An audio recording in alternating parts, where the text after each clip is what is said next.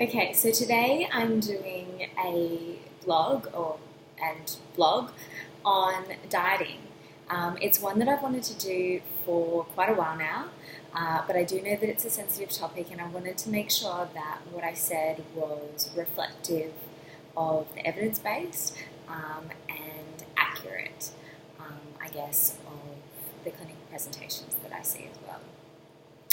So, in particular, I'm going to be talking today about how dieting can actually be harmful for your health. Um, so, full disclosure at the beginning that this is not referring to uh, diets that are prescribed by your doctor. Um, this is general in nature and doesn't constitute individual medical advice. Definitely see your GP if you have specific concerns or questions. But I guess to start off with, how many diets have you tried in over a lifetime? So if we were to, if we were to think kind of back to when you were at the beginning of teen years, right up until now, how many different types of diets have you tried, and how many times have you been on them? Probably quite a few, because it's actually really common to be on one diet or another at the moment. In fact, when you say that you're not on a diet, it's sometimes perceived as kind of odd, like how do you know what to eat? But most go on diets, I guess, to lose weight or for some other reason related to appearance. Obviously, we care about our appearance, we want to look good, we want to be attractive and appear successful. Sometimes being on a diet helps you to feel more in control, so especially those type A kind of personalities. We love being organised and are just ever so slightly perfectionistic. And sometimes, I guess, being on a diet helps people to feel like they're being healthy. So I've got kind of two facts that might shock you a bit, and I hope they shock you. One, I found out recently at a workshop that I was going to that people only pay attention to how you look for 10 seconds when forming a first impression of you. After that, they focus on other characteristics like your body language, your personality. 10 seconds, that's it. And then they stop caring about it. And I guess that's really important to kind of remember. I think so much of the time we can go out and we can think people are looking at us. It's kind of that spotlight effect. But I think that's really important to remember, that actually those other aspects of us that we do have a lot more control over than our appearance actually are more influential in how people view us and how they kind of conceptualize us in their minds.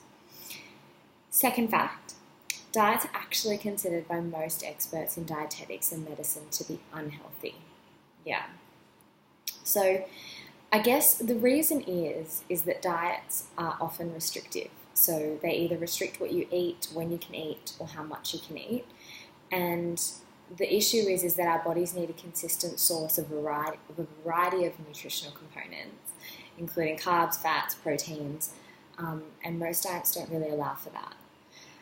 The second kind of aspect to that is that research indicates that diets may actually only be effective for weight loss in the short term. And actually, in the long term, you're more likely to gain weight after being on a diet. Yeah. So I'll tell you one in a sec, but let me ask you first, if you were to eat this way for the rest of your life, would you be satisfied? Probably most would say no. And that's kind of why they're not really effective in the long term.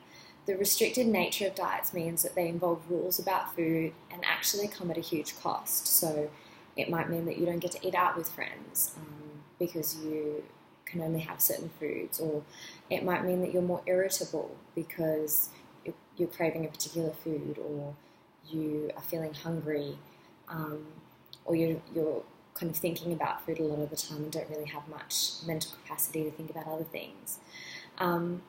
Or it could come at a physical cost, so things like nutritional deficiencies or even fatigue. The reality is we can kind of generally keep this up for a little while.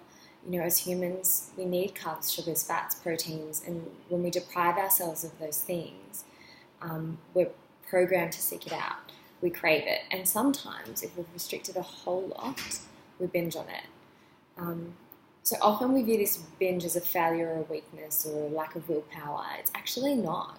It's what happens when we don't get enough of what we need. It's actually our body trying to rectify an imbalance. And so I guess with anything in life, we really need to be flexible about it. Life isn't black or white. There isn't one rule that applies all of the time to everyone. And the same goes for our eating. If we apply these rules rigidly and do these things rigidly, it's likely to cause problems. And if we don't, and I guess, if we have to do these things in an exact way where it freaks us out, are we really in control? It might make you feel more attractive or it might make you feel more in control, but at what cost? What are the things that are actually important to you in life, and what do you love doing?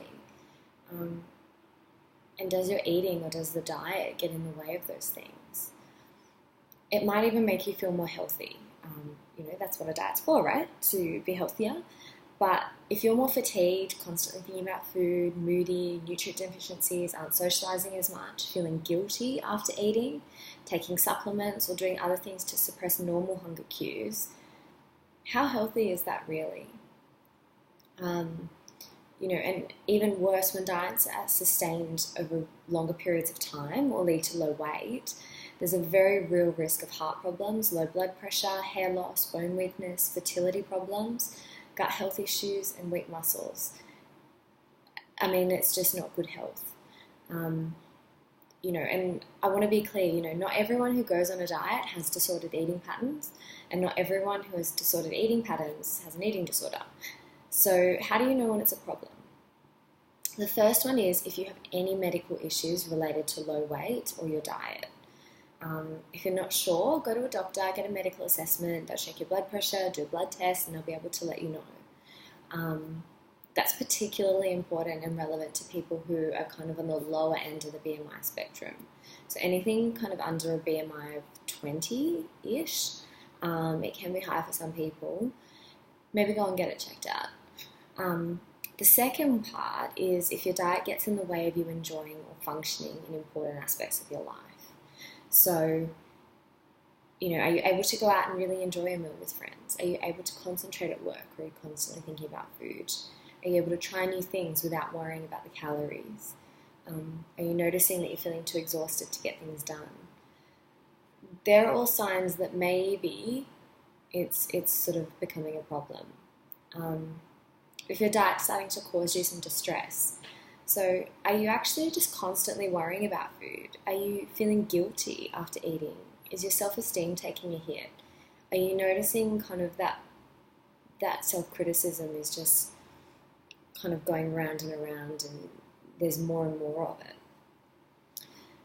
And I guess the other thing is if people are telling you it's a problem.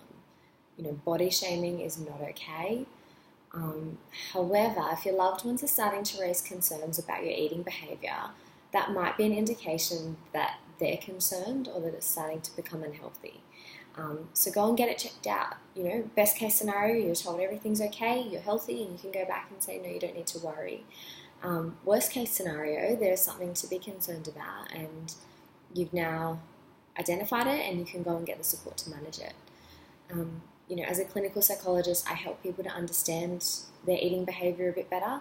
I help them to channel their perfectionism in healthy ways, to be more flexible, to work towards a healthy weight, and I guess to focus on building the things that are really important to them.